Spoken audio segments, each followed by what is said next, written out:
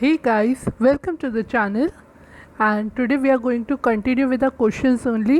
So let's begin. Our 12th question is, following foods have gluten present in them. First, bread, second, peanut butter, third, white sauce, fourth, beer, fifth, बेसन. इसमें हमारा जो gluten present होता है वो होता है ब्रेड में, वाइट सॉस में एंड बियर में. तो इसका हमारा आंसर आ जाएगा A, C and D, that is option number 2. Our 13th question is, a guest relation program adopted in a restaurant should be. अब गेस्ट रिलेशन प्रोग्राम मतलब how the management of the hotel talks to the guest. वो guest से कैसे बात करते हैं, उसका behaviour उसके गेस्ट की तरफ कैसे होगा एंड उनसे कैसे रिलेशन वो मेंटेन करके रखेगा. तो ये उसके बारे में पूछ रहा है. So let's see. Anticipate customer need मतलब जो उसकी नीड्स है उसको सुने एंड उसकी तरफ वर्क करे. नेवर एडमिट मिस्टेक्स, तो ये तो हमारा ऑलरेडी नेगेटिव चला गया. कोई अपनी गलती नहीं मानेगा तो हम उस होटल में वापस क्यों जाएं. Do not specify the time of delivery, ये भी हमारा नेगेटिव हो गया कि अगर आप डिलीवरी नहीं बताओगे हम क्यों ऑर्डर करेंगे आपसे. Then use of pleasant and reassuring words, this is correct. And observe customer behaviour, so this is also okay. So हमारा आंसर है anticipate customer need, use pleasant and reassuring words and observe customer behavior. तो इसका हमारा आ जाता है A, D and E, that is again our second answer. उसके बाद हमारा 14th question, which of the following characteristics of individuality. Individuality मतलब आप पूरे ग्रुप से हट के आपकी एक अलग पर्सनालिटी है. आप किसी के कहने से या किसी के प्रेशर में आके कुछ नहीं करते हो. जो आपकी पर्सनालिटी है that is because of you your self. आपको अगर कोई लाइक्स डिसलाइक्स है या अपने आप को आप कैसे प्रेजेंट करते हो, कैसे दिखते हो, वो टोटली आपकी अपनी आइडियोलॉजी है एंड किसी का फोर्स या किसी का भी इफ़ेक्ट आपके ऊपर नहीं पड़ता. सो हम इसका ऑप्शंस पढ़ते हैं. पर्सनल सिग्नेचर, या that is an individuality. Rejecting styles that are in fashion, absolutely. अगर आपको नहीं पसंद तो you have full right to reject it, ये नहीं क्योंकि वो फैशन में है तो आप उसको एक्सेप्ट करो. Then peer group identification, this is not individuality. आप एक ग्रुप का पार्ट बनने के लिए आप उस चीज़ को फॉलो करो. पीयर ग्रुप का पार्ट बनने के लिए आपका ग्रुप अगर किसी चीज़ को फॉलो करता है आप उसको फॉलो करो, then that is not right. आप या तो ग्रुप में अपनी पहचान बना सकते हो या आप अपनी खुद की बना सकते हो. Then desire to be a part of group, ये भी नहीं होगा. अगर आप एक ग्रुप का पार्ट बनना चाहोगे तो आपकी इंडिविजुअलिटी कहाँ जाएगी. And last is doing own thinking, ये इंडिविजुअलिटी है कि आप अपनी जो सोचते हो वही करते हो. सो इसका हमारा personal signature, rejecting styles that are in fashion and doing own thinking. तो इसका हमारा आ जाता है A, B and E, that is our third option.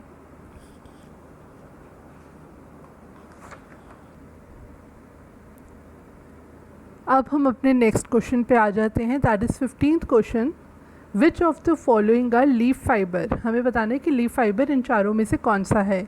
Kapok, Rami, पीना एंड एबैका. अब कपोक जो है हमारा ये होता है प्लांट फाइबर. प्लांट फाइबर कैसे होता है, ये कपोक ट्री पे जो फ्रूट होता है उसका सीड हेयर है ये.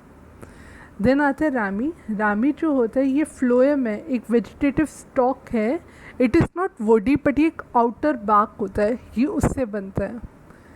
अब बचे हमारा पीना एंड एबाका, तो ये हमारे हैं लीफ फाइबर. ये बिल्कुल सही है. तो इसका हमारा आंसर आ जाता है C and D, that is third option. Next question है हमारा, identify the motor driven appliances from those listed below. Refrigerator, water heater, induction stove and mixer grinder. तो इसमें से जो हमारा मोटर ड्रिवन है that is refrigerator and mixer grinder. तो इसका आंसर हमारा आ जाता है A and D, that is fourth option. अब हमारा आता है 17th question, that is the emergence of following adaptive behaviors occur during the sensory motor period between 8 to 12 months as given by Piaget. अब पियाजे का मैं आपको एक बेसिक बता देती हूँ, एक ब्रीफ दे देती हूँ. पियाजे ने कॉग्निटिव डेवलपमेंट थ्योरी बताई थी. उसने पूरी अपनी थ्योरी को 4 स्टेजेस में डिवाइड कर दी थी. पहला हमारा है सेंसरी मोटर पीरियड जो 0 to 2 ईयर्स की एज बताता है. देन है हमारा प्री ऑपरेशनल स्टेज जो 2 to 7 होता है. देन है हमारा कॉन्क्रीट ऑपरेशनल स्टेज जो है 7 to 11 ईयर्स. एंड लास्ट हमारा आता है फॉर्मल ऑपरेशनल स्टेज जो है हमारा 11 ईयर ऑनवर्ड्स. अब इसने पूछा है कि 8 to 12 मंथ्स के टाइम में कौन से बिहेवियर्स का इमर्जेंस होता है. इमर्जेंस मीन्स एक बिगनिंग होती है, एक आपको दिखना विजिबल होता है. सो इसके ऑप्शंस हैं. पहला है गोल डायरेक्टेड बिहेवियर. गोल डायरेक्टेड बिहेवियर मीन्स किसी एक गोल को अचीव करने के लिए अगर बच्चा लेटा है, उसको किसी बॉल को पकड़ना है तो वो अपने एफर्ट्स डालेगा, अपने आप को उस डायरेक्शन में टर्न करेगा, अपने हाथों को उस बॉल की तरफ पकड़ने की कोशिश करेगा. That is goal directed behaviour. Second है हमारा ऑब्जेक्ट परमानेंस. ऑब्जेक्ट परमानेंस मतलब कि objects continue to exist even when they are out of sight. अब जैसे कि एग्जांपल है कि अगर हम किसी बच्चे के टॉय को हम किसी भी एक एक्स जगह पे रख देते हैं तो वो बच्चा वहाँ पे देखेगा. फिर वो देखता है कि आपने उस बॉल को एक्स जगह से उठा के जेड जगह पे रख दिया है. बट वो बच्चा अभी भी एक्स जगह पे ही जाके ढूंढेगा क्योंकि उसको लगता है बेशक उसके सामने से चीज़ हट गई है बट उस पर्टिकुलर चीज़ की असली जगह वो एक्स ही है, जो पहले थी वो वही है. तो इंस्पाइट वो वहाँ पे उसको बॉल नहीं दिखेगी तब भी वो उसको सर्च करता रहेगा. तो ये है हमारा ऑब्जेक्ट परमानेंस. ये बहुत इंपॉर्टेंट है, ये हर बार आता है. कभी पूछ लेते हैं कौन सी स्टेज में इमर्ज होता है या कभी इसके बारे में पूछ लेते हैं कि आपको बोल देंगे कि objects continue to exist even when they are out of sight. तो ये कौन सा बिहेवियर बताता है, कौन सा एक पर्टिकुलर टर्म इससे कौन सा एसोसिएटेड है. तो object permanence is very important. Third है हमारा इंटेंशनैलिटी. इंटेंशनैलिटी हमारी मेंटल रिप्रेजेंटेशन को, पावर ऑफ माइंड को डिनोट करता है. एंड लास्ट है हमारा डेफर्ड इमिटेशन. डेफर्ड इमिटेशन मतलब हम अपना बिहेवियर इमिटेट करके कॉपी करने की कोशिश करते हैं जब वो मॉडल्स जिसको हमने इमिटेट कर रहे हैं वो हमारे सामने प्रेजेंट नहीं है. सो 8 to 12 मंथ्स की अगर हम बात करें तो वो है हमारा, इसमें गोल डायरेक्टेड बिहेवियर होता है, ऑब्जेक्ट परमानेंस बिल्कुल होता है और थर्ड है हमारा इंटेंशनैलिटी, ये भी होता है. तो इसका आंसर है हमारा first, that is A, B and C. अब डेफर्ड इमिटेशन जो होता है ये हमारा 18 मंथ से 24 मंथ्स में दिखना शुरू होता है. ये उस टाइम पे इमर्ज करता है बट क्वेश्चन में हमारा 8 to 12 मंथ्स है जिसमें सिर्फ ये 3 बिहेवियर ही शो होते हैं. अब 18th क्वेश्चन है हमारा, extension aims at human resource development for multiplier effect by first imparting knowledge, second bringing change in the technology, third imparting skills and fourth bringing desirable change in behaviour. अब हमारा human resource development है तो वो कहीं ना कहीं humans के ही related होगा. हम जो एक्सटेंशन मीन्स जब हम अपना जो नॉलेज है या जो भी हम एक स्किल है, कुछ भी जब हम एक लार्जर सोसाइटी में हम उसको पहुंचाना चाहते हैं तो वो हमारा एक्सटेंशन में आता है. जैसे हम ग्रास रूट लेवल पे जाके कोई इन्फॉर्मेशन प्रोवाइड करना है कुछ भी, तो जब हम ऐसा कुछ करें तो उसमें टेक्नोलॉजी का तो कोई काम ही नहीं है. हमारा मेन काम क्या होता है, नॉलेज इम्पार्ट करना किसी लॉ के बारे में, कोई उनकी बेनिफिट के लिए कोई स्कीम आई है, कुछ भी आया है वो इम्पार्ट करना. देन इम्पार्टिंग स्किल्स कि कैसे हम एफिशिएंट यूज़ कर सकते हैं किसी भी चीज़ का, या कैसे हम उनको मोटिवेट कर सकते हैं कुछ ऐसा प्रोड्यूस करने का जिससे उनका एक स्मॉल बिजनेस टाइप शुरू हो जाए. एंड लास्ट हमारा bringing desirable changes in behaviour, ये भी बिल्कुल होगा. तो इसका आंसर है हमारा A, C and D, that is option number 3.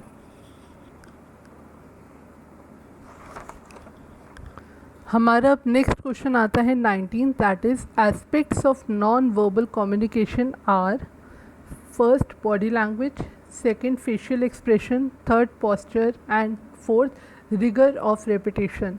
Non verbalist जो आप बोलते नहीं हो बट हम समझ जाते हैं आप क्या कहना चाहते हो, चाहे वो इशारा करना हो या जैसे आप बोलते हो, आपका जो एक स्टाइल होता है अलग से कि हम किसी को कुछ दे रहे हैं, एक तो खुशी खुशी देते हैं, एक मुंह बना के देते हैं, तो वो हमारा बॉडी लैंग्वेज है, वो हमारा बता देता है कि हम ये दिल से कर रहे हैं या हम कुछ और कन्वे करना चाहते हैं कि हम ज़बरदस्ती दे रहे हैं।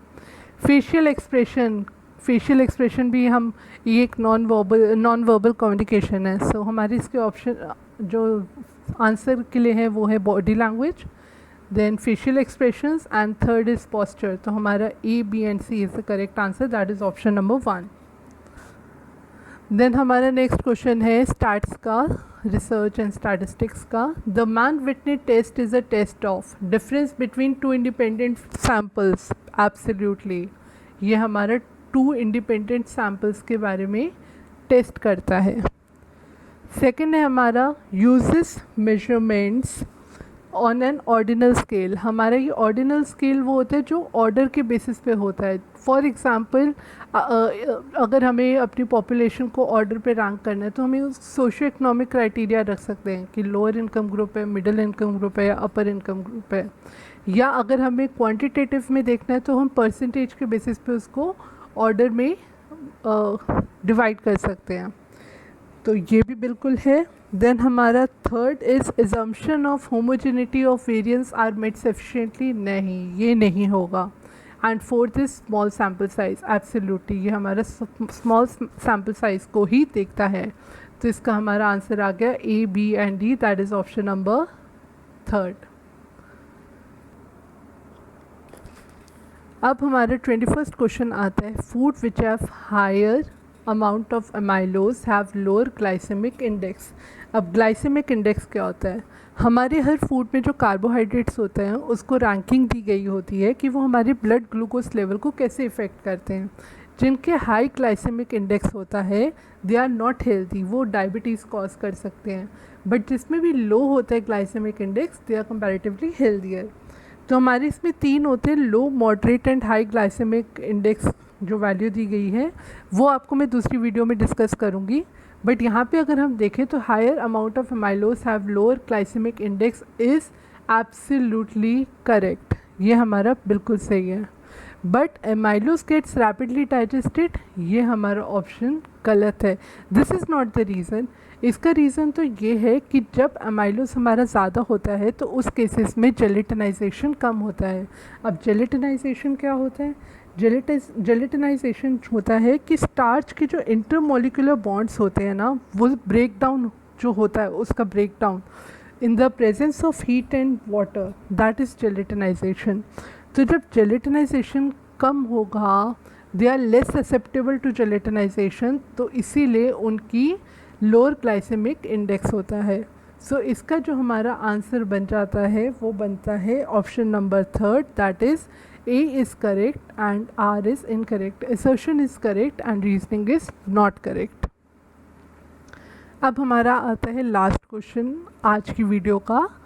Including oats and its products in the diet helps in reducing the risk of cardiovascular diseases in population. Oats हम सबको पता है बहुत ही हेल्दी फाइबर होता है जो कार्डियोवास्कुलर डिजीज़ को कम करने में हेल्प करता है। अब इसका रीज़न क्या दिया है? Beta glucan helps in normalising the lipid profile. Beta glucan जो होता है ये हमारा बहुत ही हार्ट हेल्दी फाइबर होता है। So it helps in lowering the cholesterol, improving the blood sugar and boosting the immunity. So ये हमारे दोनों ही ऑप्शंस बिल्कुल करेक्ट है। ये इसके असर्शन भी करेक्ट है और ये इसका रीजनिंग भी करेक्ट है।